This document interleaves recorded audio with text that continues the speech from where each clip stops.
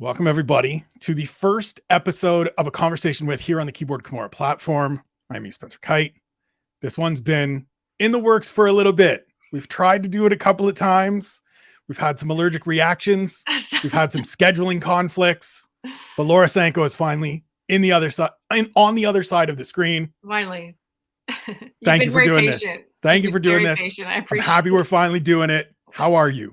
I'm doing well. I'm a little worn out today. I just spent all day at the zoo with a bunch of third grade boys. So that's a lot. But no, I'm excited to be here. And like I said, I appreciate your patience in getting this scheduled. Always. I will always work around people that I want to sit down and have these conversations with. You and I have sat down and had some conversations in the past. It is part of why I wanted to get you on this program to sort of continue having our conversation that we've now been having for 4 or 5 years, it feels like, throughout the Contender series and your evolution and growth as a broadcaster, but also to continue expanding sort of your reach and people hearing your story and learning about you and your efforts to get to where you are. And then maybe we'll talk a little bit about the ambitions going forward, which I know is a subject you don't like talking about all that much. Don't like putting those things out in the streets because maybe they don't come true and then people kind of hold it against you. I understand that completely, but we'll get there. But we start always with just when and how did you fall in love with combat sports? Oh man, combat sports in general, I'd have to say it was after I saw The Karate Kid when I was really young. And there was something, I don't know, there was something about that story, something about that movie, probably the age at which I saw it was a big factor as well, that just made me fall in love with the idea. And my dad was traveling quite a bit to Asia at the time, and he brought back this little gi, and I remember putting on this little tiny gi and like jumping on my bed and doing crane kicks and stuff. And so that was kind of when I fell in love with the idea of martial arts, but I didn't start practicing until I was maybe 13 or 14, probably 13. And yeah, I think I enjoyed the discipline, and I'm a big like, I want to know that there are goals that I can achieve. And so the belt system, really sang to my little perfectionist heart. You're a striver. I understand. I am as well. Yeah. So even at that age, it was nice to know, like, okay, if I put in the work, right, 3 months from now, I'm going to get another stripe or whatever the case was. So I really enjoyed that, but I didn't do it very competitively. Like I wasn't one of those kids traveling around doing a bunch of tournaments. I did a few, but not very many. It was more just the day to day, like get in, get the work done. Strip mall, karate studio, reached black belt, correct? Yes. Yeah. High school black belt, like a lot of people. When did MMA itself, or even I think it was probably jiu-jitsu initially, become a piece of it that, okay, now this is the next extension. This is the next outlet for me. Yeah. So when I was in college, I started, you're up late as you are. And none of my roommates were into it, but I stumbled on, I wish I could remember the name of the show because I get asked this a lot. I need to look it up. But Jay Glazer used to have this show on that was kind of on late at night, and it was Pride reruns. And I just started watching that show religiously, and I fell in love with, it was probably like 2003. So that's kind of when I fell in love with MMA, was through watching Pride and Shogun Hua and all those amazing legendary fighters and fights that took place there. And then after I graduated from college, I went through kind of just a tough time in my personal life, and I knew I needed some sort of outlet, some sort of physical outlet. And I had never really exercised regularly in my life. I was not an athlete in high school, and I went to a school where even though I did play a few sports, I went to such a small school that like you really didn't have to be that good to make a team.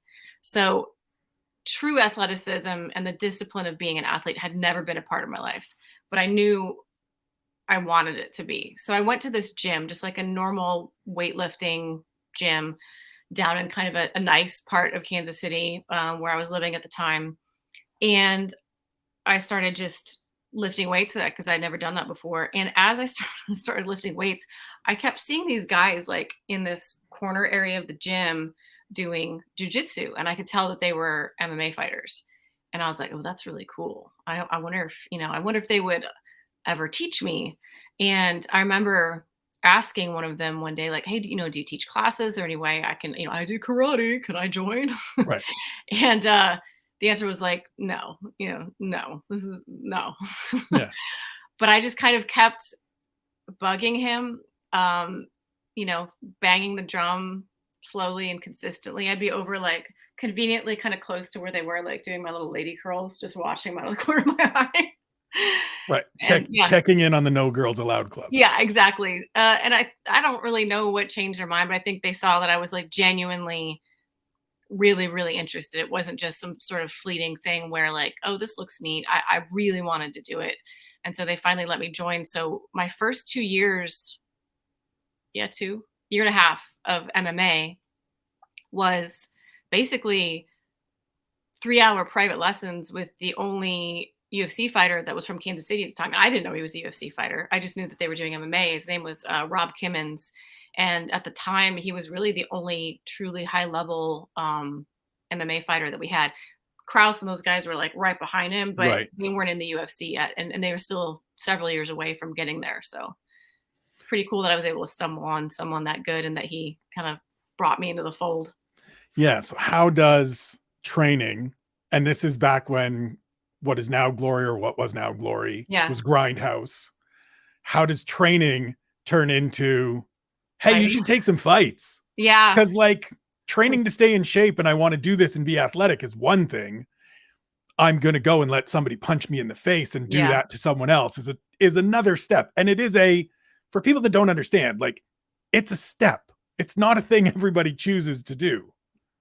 Yeah, and I mean, it's a lot of it's definitely something too that a lot of people are like, oh yeah, I'll take a fight, and then as the Right. fight gets closer, they change their mind, Right. or they have the fight, and it's like you can tell that they have no business being there. But There's I've a always lot of kind of one and had, dones in this sport. yeah, I've always kind of had I don't know if it's because my older brother and I were constantly roughhousing, but I've always had a scrappiness about me, way more. I mean, my skill set was always way more reliant on scrappiness and heart than it was on like really, really fantastic technique. The technique came way after fighting, actually. Um, so once I was training at Grindhouse, everyone was a fighter there, and I was the only girl. And it was kind of like almost like I'm gonna keep up with these guys. They were kind of like giving me shit, like, "Oh, you're not gonna take a fight." But then when I was like, "Yeah, I will," and they're like, "Okay, well then you should," you know what I mean? And then they kind of got behind the idea, but it was definitely a different dynamic back then to be the only girl in a gym. And women's MMA, it was a thing, but it wasn't a business. Right.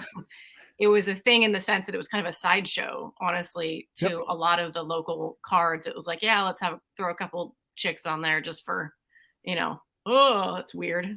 Right. Just to put them in the cage and people can Yeah. look at them and Yeah. have this different thing. So I think more and more people are learning and know now that you do have a competition history, that Mm, you were in fact a fighter, but you fought amateur a bunch and then made your professional debut January 5th, 2013, Invicta FC4.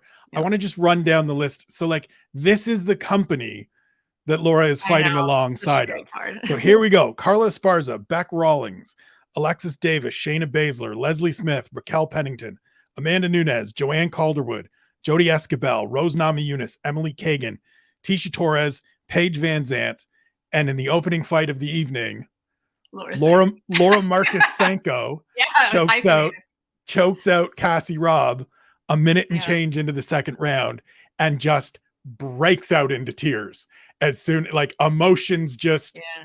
pour out. What was that moment like? Do you remember it? Yeah. Can you dial Yeah. it back up? Absolutely.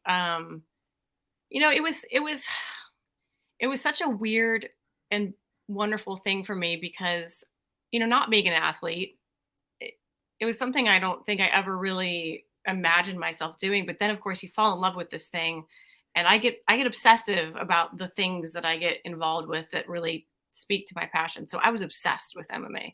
And there really wasn't a place for women to have a consistent platform. There were female fights, of course, but it was like up until I fought for Invicta, which is part of the reason why I went pro when I did, because I was 6-1 as an amateur at the time.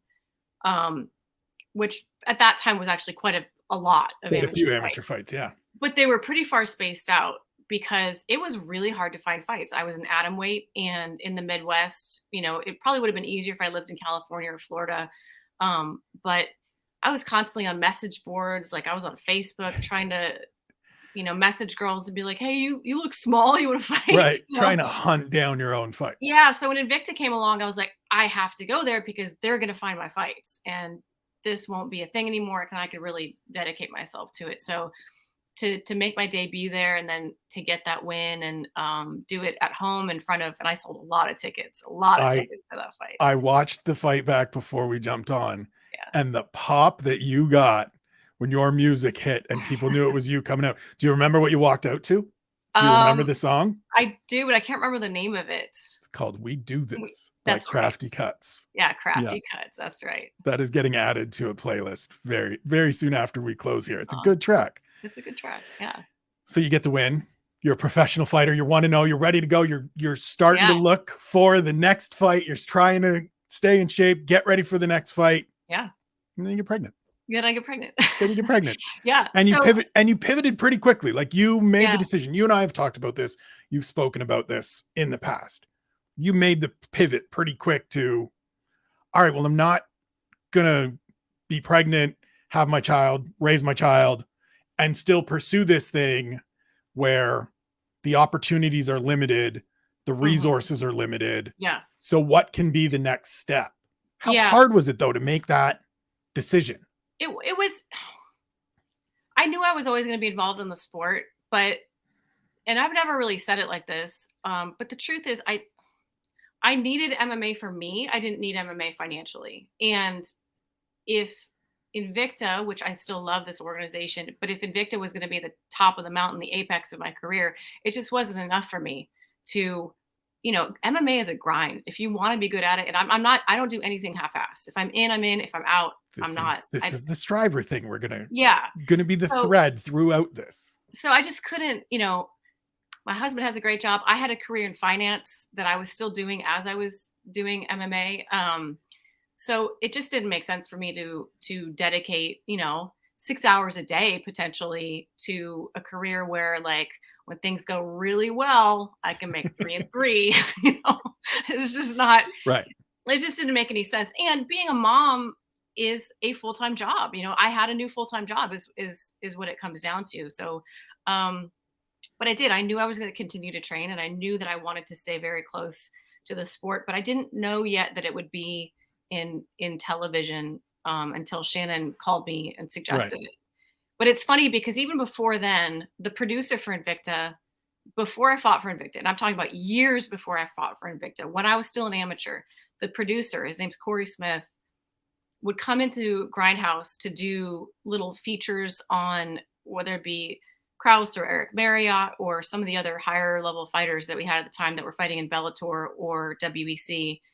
And he would shoot their features. And I remember him being like, you'd be good on television. I distinctly remember him saying this. And the funniest thing is, like, at the time, I was like, is this guy hitting on me? Right. This is right. Is this his like, line? I was like, really? Is this his way of saying he thinks I'm pretty? There used to be a thing where, like, attractive teenage girls would go to the mall and, like, some guy would be like, you should be a model. Let me give you my card. Right. It felt like that. Right. I hope No, I mean, listen, it probably felt like that. So I was always like, oh, that's nice of you. But in my mind, I'm like, no, no. But he did. And he would, bring it up fairly consistently, but there wasn't really any reason for me or any avenue for me to do that until Shannon came and said, hey, obviously you're pregnant. You're gonna be on the shelf for a while. Would you like to try this out? And then off to the races. Yeah. So, like, let's get through the off to the races. Cause you've said, and I know, as we've talked about here already, you are a striver. You are when I'm in, I am all the way in. Does it become the next drug? Does it become the next bug right after that Marloes Coenen interview? Or does it take a few where it starts to feel comfortable, where it starts to feel like, okay, I could do this because I know over these last bunch of years, it's the drug. Like I fully understand clearly as a guy that's sitting here hosting a YouTube show, interviewing people and speaking and writing and doing this stuff all the time. When did it get to that next, okay, this is a thing I like and I want to be really goddamn good at? Pretty much immediately. But the funny thing, because, you said, when did you know that you were good enough to do it? But this is one of the keys to, like, I can tell you so many stories about my life in college, before college. There are so many times in my life, and this has been a running theme where I have been perpetually underqualified to do a lot of the things I've done, and like grossly underqualified. Okay, well, we're going to have you back on the program to go through all of this, because there's like But loads of notes in front of me that yeah, include some of these things, because I want to know about Netflix for jewelry at some point. yes, yeah, and like, and yeah, there's a post I made on my Instagram where I listed quite a few of them a few years ago. It was like a New Year's Day post or something like that, or I don't remember what it was, but it was like one of those big, I'm gonna write Right. paragraphs post.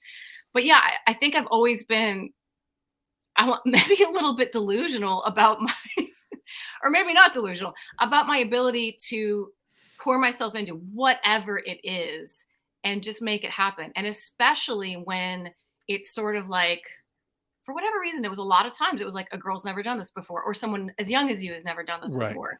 Or there was always a little bit of, like, the world probably won't believe that you can do this. Right. And that's where I Or, just or get there's a lit on fire. specific lane that is Yeah. supposed to be for you, where you go, Yeah. right, but that lane, I get it, sure, and we'll start there, but I'd really like to be in that lane over there. Exactly. That's the lane I want to get into. Yeah. So when did that part click? When did the, I don't want to just, Immediately. right away you were like, I don't want to Yes. just be doing interviews, I don't just want to be doing backstage. All of that is great. I will do it. It will get my full attention, all my professionalism, but I want to be an analyst. I think the analyst, yeah, that probably wasn't as immediate as the, because I didn't even really understand what the lanes were at that point. The desire to be an analyst probably came as soon as I stepped foot in the UFC. So 2015 or 16, went up to 15, right. I think. Yeah, but right away, as soon as I really understood the different roles in television and what each role means and what you are and are not allowed to do in those roles. Honestly, I think the very first backstage interview I did for Fox, I formed the worst question ever, because I couldn't form a question. Like, I just started analyzing the fight, and I was like, yeah. And then, and then you hit the switch, and then, you were looking to take the back, but the angle wasn't there. And then you switched your grip and to try to get and that was the longest, most complicated question ever. And I remember the producer going, we don't want you to analyze the fight. We just ask a question. Like, right. How did you find the rear naked choke? Right. Let him, I'm like, I know how that person walk through it, not you explain it with him. Right. Yes. So I think pretty quickly, I was like, I want to do more than, and listen, when I say more, it's not to denigrate the reporter role, because that honestly is harder than what I do now in many ways. But I wanted, in terms of like really, really having that depth of knowledge of the sport, to the point where you can have an opinion or be predictive about things that are going to happen, that I knew right away. Yeah. I mean, obviously, as you said, not to denigrate that role, it is difficult, but it's just, everybody's different. Like, yeah. There doesn't have to be, and you recognized pretty early on that I don't have to be capped out by being female means I have to do this and I can only do this. Because I remember the first time we spoke, it was probably very early on in season 2 of Contender Series, because I wrote a piece talking about, like, in addition to finding all of this talent for the roster, I remember, look at all this talent that is coming out in terms of 5 things Dana White series got right. That was the name. Broadcast people like yourself, Brendan, Dan Helly, yeah. A bunch of different people that are analysts now passed through there and got their early reps. Bisping, Felder, Eve Edwards, who does stuff in other areas. Yep. Like, and you said in that time, because we were talking about the Aussie and fancy breakdowns and all of those things, and you told me then, like, look, this is what I'm doing is great. That's where I want to be. Yeah. What was it like the day you walked in and saw that little piece of tape? Oh my gosh. Over the headset that said Sanko in season 5, and they said, by the way, this is your chair now. I could cry about it now. It's been it's been a couple of years now. it's so weird to articulate it like this, but I simultaneously knew for a fact in my heart that I could do it at the exact same time as having all the doubt in the world that it would ever happen. You know what I mean? There was no clear path at all when I articulated this to the universe, and I Right. started to articulate it in interviews, and it would come up and people would ask me about it more and more and more, and it rubbed some people the wrong way. And it was sort of like it it had never been done before. It's just the truth. Like, Yep. the women that had the reporter role, quite frankly, are better broadcasters than I am. Heidi Andrel and Megan O'Leary, like they have skill sets that were different and much more polished than mine in a lot of ways. But there had never been a female reporter that had an actual background in fighting. And so the fact that it had never been done to have a woman, or really anybody, I guess John Gooden skipped the lane to go do play by play, but even then that's a different lane than being an analyst and a color Right. commentator. Um, so there was zero path. There was zero, like, here are the steps you take to make that happen. So that part was really scary, but I just had this, like, I just had this deep seated, I knew that somehow, some way I would figure out a way to make it happen, to make myself like undeniable to that Yeah, opportunity. that was the word you used when we talked in season 5. Is it really? Because yeah, it was, I want to get to calling a show. Like, Uh-huh. I want to be on a fight night. And we talked about the process, and you said, I just have to make myself undeniable. Hmm. So we got season 5 of Contender Series. We got into season 6. We got Road to UFC. Then they give you the call this year. I think you probably got it late last year. I think I got a text that Yeah. said, "Hey, it's Yeah. coming early next year." And I was like, You were a very inner circle person. I had very to tell you that because you were there from the beginning of very being excited safe. about that, and had a little freak out here in my home studio of like, finally she's getting her shot. But what was it like for you? Obviously, like, I'm freaking out about it. You Yeah. have to just be like, we did it. We're here. We're getting to that next step. It was unreal. Like, and because I was so busy that week, they had a documentary crew following me. I was a little nervous. I mean, I'd done it many times before at this point, but I was still, and even with Michael, and I've called fights with, I can't remember who I called my first, I guess it would have been John. It was with John, Um, yeah. yeah.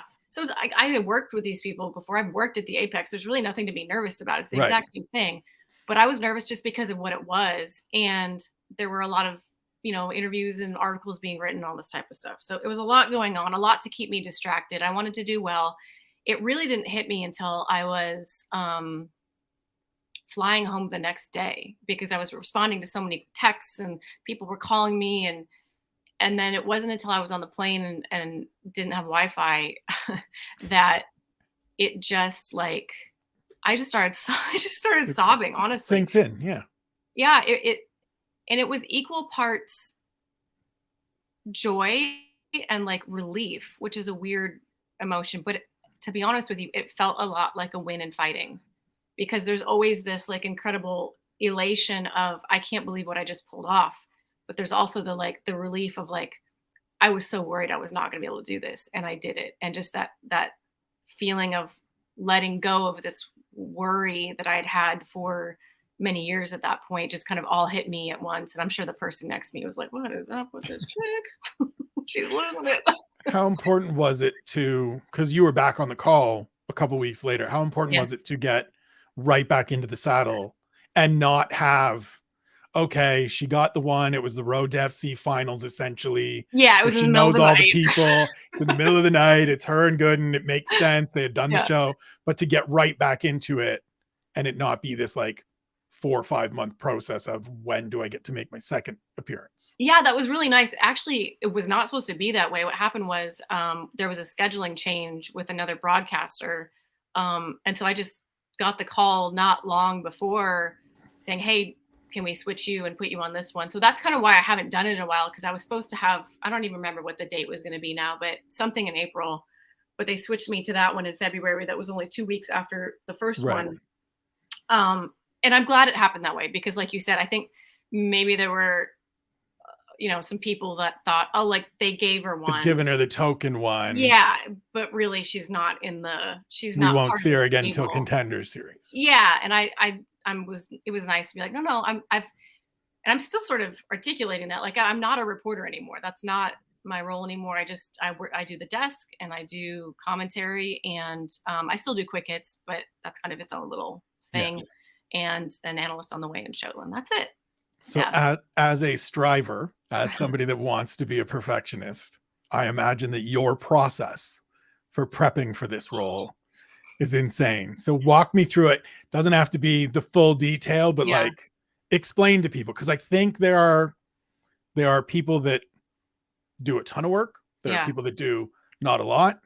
Some of your colleagues have badgered others about the amount of homework they do Yeah. or don't do. You strike me as somebody that is doing a load of homework. So what's the process for you, whether it's a fight night show or Yeah. Contender Series? The biggest thing is I knew why they didn't slide me into that role without lots and lots of like proving on my part, because the fact is I didn't fight in the UFC. I don't have a belt like Bisping or DC does. So it's really, when you think about it, it's preposterous to say, hey, here's this woman you've probably never seen before. You may or may not know whether she's fought before, I but mean, I don't want to cut you off, but I'm going to pull the Elliot Marshall card here from when all you did right. his show and do the like, it's just not though. Like, how many times? So, what I would say is that gender plays the greatest role in it. Because Yeah, how many times in every other sport, in every other profession where we have analysts and broadcasters, do we see somebody that didn't that's accomplish true. a great deal, hang them up, walk Yeah, into the booth, and all of a sudden they're just, here you go. yeah, You get the opportunity just because you were here. Now, I would agree that the UFC element of it, and I think with Elliot, when you were on his show a couple of years ago, the word that came up was credentialism. yeah. And I think that's certainly correct. But I don't think I understand your position of, hey, I get it, Uh, as the person that's trying to kick in that door. You deserved to be well, there. thank you, And there thank you, shouldn't have been thank you. you shouldn't have had to go through as many hurdles, and no one for that matter should have to go through as many hurdles as it takes when there are a lot of people that the door just opens for. Yeah. Well, thank you. I appreciate that.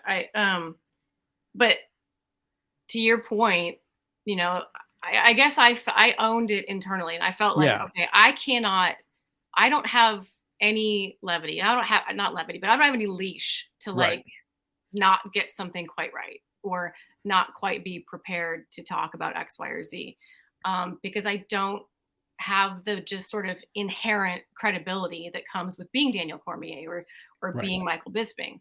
So I knew that I just had to double down, triple down on my preparation and my study. And so I did so many things. Like I got a voice coach, and I would research what I believe to be some of the best film studiers and how they study film and the types of things they look for. Because obviously I've been watching fights for years. I've watched tens of thousands of fights, but watching them as an analyst is such a different thing. So I would study other people's methods in terms of how they would watch fights. And then when I would get an assignment, I'd probably spend between 2 and 3 hours on each fighter. So if it's a 15 fight card, that's 30 fighters. So that's 60 to 90 hours, about a lot. Which is Yeah. why And it's tough for me when I get those last minute assignments, because right. obviously that's just You're not even not as possible at prepared as that you want to point. be. And especially with Contender Series, and this is the part that's wild, right? Is that go try to find anybody that Oh, wants to do this or wants to say, it's easy, I could do it. yeah.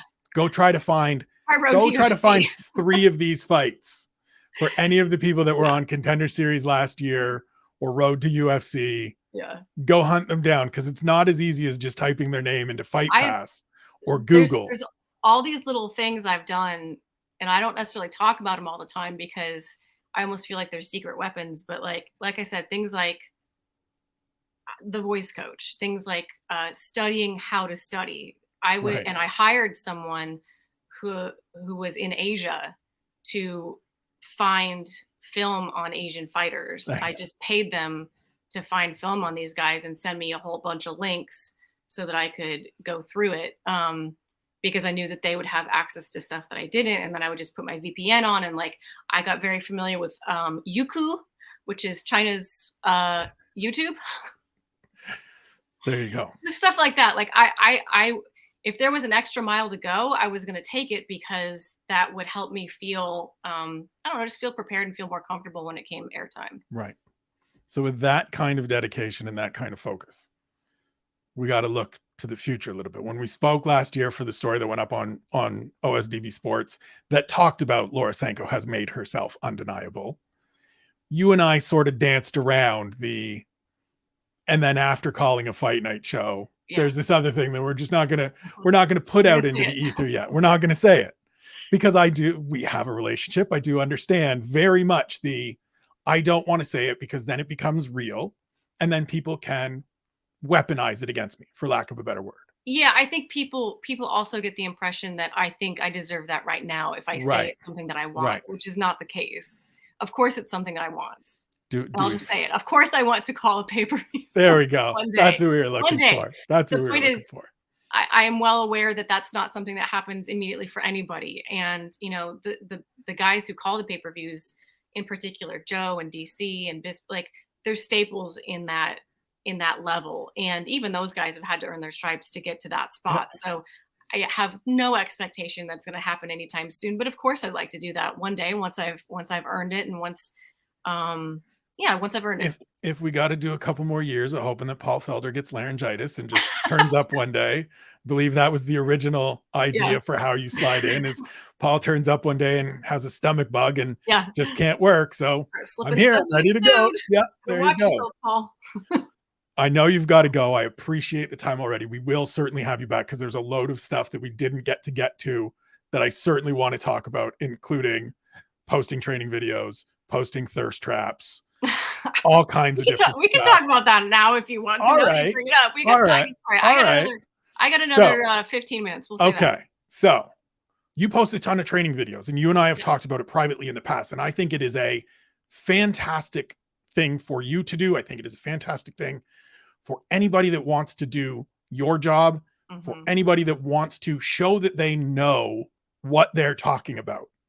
When did you make that decision? How did you make that decision of, oh, you don't think I know what I'm talking about? Yeah. You need to see practical application that I know these things and it's not somebody in my ear telling me the step-by-step. I can go out and do it and beat the hell out of my training partner every video. Well, to be clear, I mostly just post the stuff where it looks like I'm doing really well. Well, yeah, for sure. Of course. That's what Instagram is. That's what Instagram's all about. I know I made that conscious decision.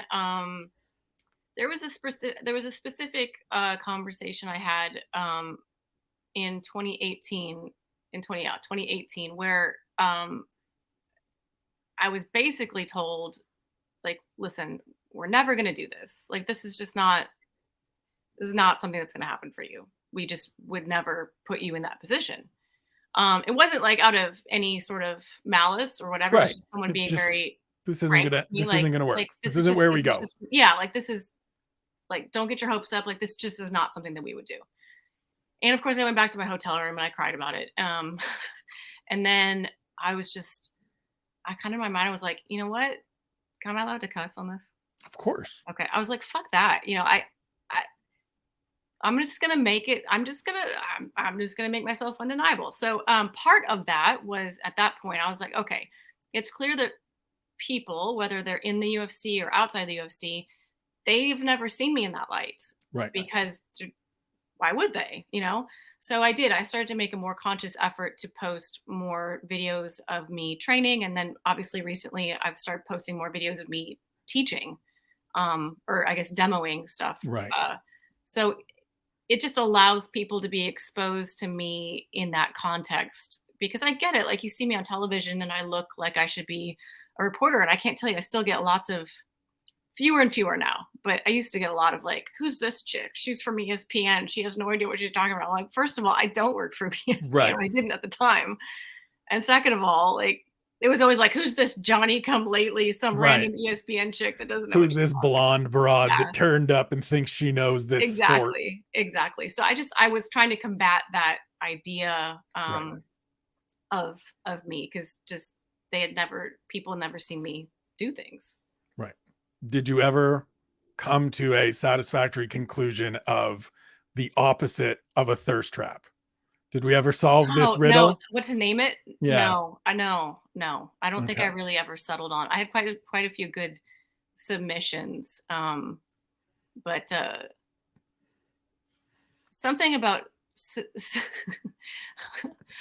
no, no, All I right. never come up with a good if you have any Fair. suggestions, do let I me know. I will continue to think about it. I've been Yeah. thinking about it since I saw you having that conversation and was like, this is the like from the relationship I have with you, from knowing you the way I do, I was like, this is the 100% Laura Sanko conversation to this Yeah, because I do want to figure this out because yes, there are pictures of me in this made up state yeah, or on the beach or whatever, but I'm also on the farm covered in muck and shit 1000%. and stink, and it's not a thirst trap, it is whatever the opposite is.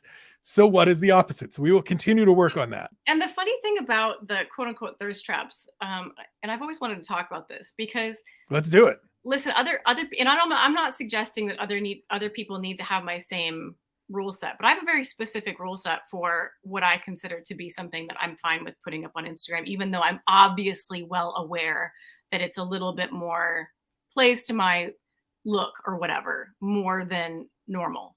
Um, so I will never post a picture of myself in a swimsuit that I'm not actually wearing at an actual beach or an actual pool in real life.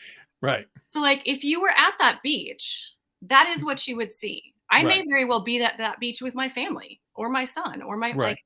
It's not some private thing, or whether it's me jogging down the road in a sports bra. Like that is actually how I Yeah, if jog you were down the road. walking down the street or driving down the road, you saw it That's what anyways. exactly. That's what you're gonna see. And if I and I will never pose like in a super suggestive way in a swimsuit because that's not how I actually sit at the beach, Right.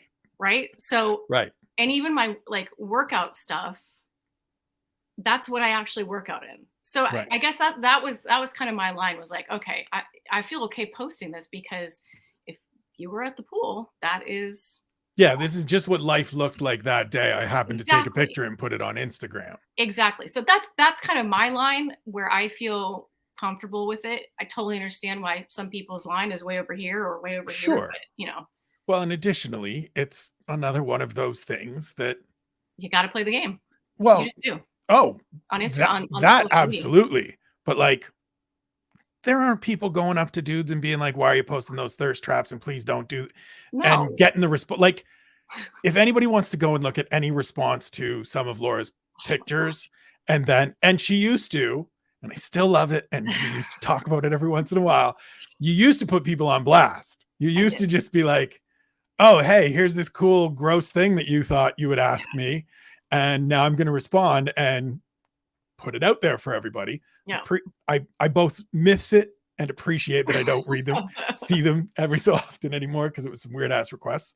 But it's not stuff that you see like nobody posts them things thangin' on some dude, No, right? they Like don't. there's never that moment. And so it's like you're just trying you are authentically living your life. That's you know what that really is what it is because I am and the truth is if you look at my Instagram page, you know, it's a lot of work. Pictures of me doing stuff on ESPN or UFC or whatever. It's me on the farm. Um, it's sometimes me dressed up looking pretty or on a beach or whatever, but the ratio is pretty accurate to my real life. Like number of times I'm, Right. you know, I look nice versus times I don't. That's Yeah, probably not true. you're in I probably wear makeup on Instagram way more than I do in real life. If that's actually a good point. But I try to be authentic to like. I don't want people to only. I think I said this to Dana one time actually when I was articulating to him like why it was important for me to change lanes from being a reporter. Um, and part of it I think does have to do with like getting to the age I'm at now, where I'm well aware that like what I look like is going to be less and less of a thing that is cool to people as I go into my 40, the further into my 40s, etc. And I'm fine with that. That's life, you know. Um, It's a but bullshit it's a bullshit stigma and yeah, thing that, well, you know what I mean? it's Like, true. I mean, but but it's true. it's sort of Yes. reality. It's Yes, sort of yes. reality though. Of course. But I guess my point is like at that same time, there's sort of a if you handle it right, there's sort of a really cool transition from like you can go from hey, look how cute I am to hey, look how smart I am, you know, and I want that to be more and more of the conversation, which is why it was so important to me to reflect that other places as well. Like the YouTube channel I have, you know, I don't ever look cute on that ever. I'm just talking about fights and I'm demoing stuff. That has nothing to do with what I look like. So Right. it was really important to me that I told Dana, I said, I want to be this the smart girl, not the pretty girl. If I can be both for a while, that's cool. But Well, and that's what I was just going to say is like it shows two various people, and there are certainly going to be people that don't look at it this way, that just see your physical attractiveness and go, that's all she is to me. But it shows anybody that wants to look at it that you, like every last one of us, contain multitudes. And your yeah, Instagram page reflects that. yeah, Like, yeah, I can look like this in a bikini, but I can also get sweaty and messy in yeah, a gym, and I can, you know, have horses and cows and yeah. clean mud Be off Burke's of course. boots. Yes. Yeah. Yeah. Yeah. I will let you go on this. You have shown me before when we sat doing an interview, you kind of panned around a little bit to just a glimpse of what I have always held in my head as the Sanko estate, the Sanko reservation out there. Yeah. What are we talking about? Like, give me acreage, give me livestock. What do we got out Oh, there? yeah, it's really cool. We what's really cool is like if you could see further out I this was gonna say window. I can see Yeah, white fences, which I there's assume is a there's a paddock of golf some course. kind. There's actually a golf course back there. Like that's the thing is we don't really live in the country. Okay. There's like a golf course and a country club and part of like a really nice neighborhood. We don't belong to that neighborhood, but it's like right next to us.